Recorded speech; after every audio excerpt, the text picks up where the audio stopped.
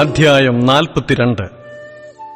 അതിന് ഇയ്യോബ് യഹോവയോട് ഉത്തരം പറഞ്ഞത്: നിനക്ക് സകലവും കഴിയുമെന്നും നിന്റെ ഉദ്ദേശമൊന്നും അസാധ്യമല്ലെന്നും ഞാൻ അറിയുന്നു. അറിവുകൂടാതെ ആലോചനയെ മറിച്ചു കളയുന്നോരിവനാർ? അങ്ങനെ എനിക്കറിഞ്ഞുകൂടാതെ വണ്ണം അത്ഭുതമേറിയത് ഞാൻ തിരിച്ചറിയാതെ പറഞ്ഞുപോയി. കേൾക്കേണമേ, ഞാൻ സംസാരിക്കും. ഞാൻ നിന്നോട് ചോദിക്കും, എന്നെ ഗ്രഹിപ്പിക്കണമേ. ഞാൻ നിന്നെക്കുറിച്ച് ഒരു കേൾവി മാത്രമേ കേട്ടിരുന്നുള്ളൂ. ഇപ്പോഴോ എന്റെ കണ്ണാൽ നിന്നെ കാണുന്നു. ആകയാൽ ഞാൻ എന്നെ തന്നെ വെറുത്തു പൊടിയിലും ചാരത്തിലും കിടന്ന് അനുദപിക്കുന്നു.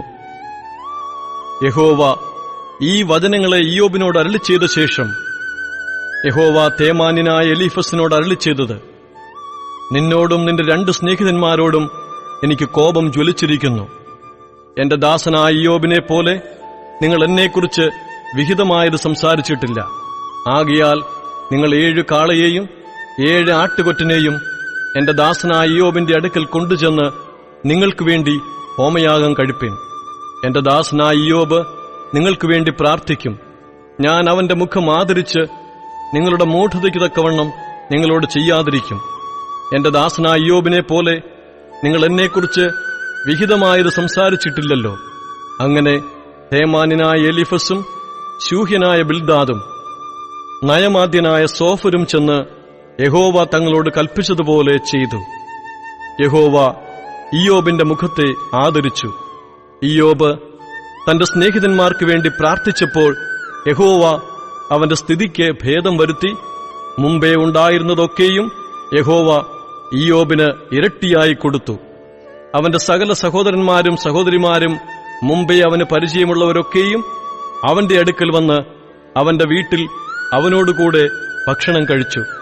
യഹോവ അവന്റെ മേൽ വരുത്തിയിരുന്ന സകല അനർത്ഥത്തെയും കുറിച്ച് അവർ അവനോട് സഹതാപം കാണിച്ച് അവനെ ആശ്വസിപ്പിച്ചു. ഓരോരുത്തനും അവൻ ഓരോ പൊൻനാണ്യവും ഓരോ പൊൻമോതിരവും കൊടുത്തു. ഇങ്ങനെ യഹോവ ഇയ്യോബിന്റെ പിൻകാലത്തെ അവന്റെ മുൻകാലത്തേക്കാൾ അധികം അനുഗ്രഹിച്ചു. അവന് 14,000 ആടും 6,000 ഒട്ടകവും 1,000 ഏർക്കാളയും 1,000 പെൺകഴുതിയും ഉണ്ടായി. അവന് 7 പുത്രന്മാരും 3 പുത്രിമാരും ഉണ്ടായി. മൂത്തവൾക്ക് അവൻ യമീമ എന്നും 2ാമത്തവൾക്ക് ഹെസിയ എന്നും 3ാമത്തവൾക്ക് കേരൻ ഹപ്പൂക്ക് എന്നും പേർ വിളിച്ചു. ഇയ്യോബിന്റെ പുത്രിമാരെ പോലെ സൗന്ദര്യമുള്ള സ്ത്രീകൾ ദേശത്തെങ്ങുമുണ്ടായിരുന്നില്ല. അവരുടെ അപ്പൻ അവരുടെ സഹോദരന്മാരോടുകൂടെ അവർക്ക് അവകാശം കൊടുത്തു. അതിന്റെ ശേഷം ഇയ്യോബ് 140 സംവത്സരം ജീവിച്ചിരുന്നു.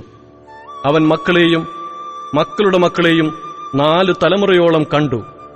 അങ്ങനെ ഇയ്യോബ് വൃദ്ധനും കാലസമ്പൂർണനുമായി മരിച്ചു.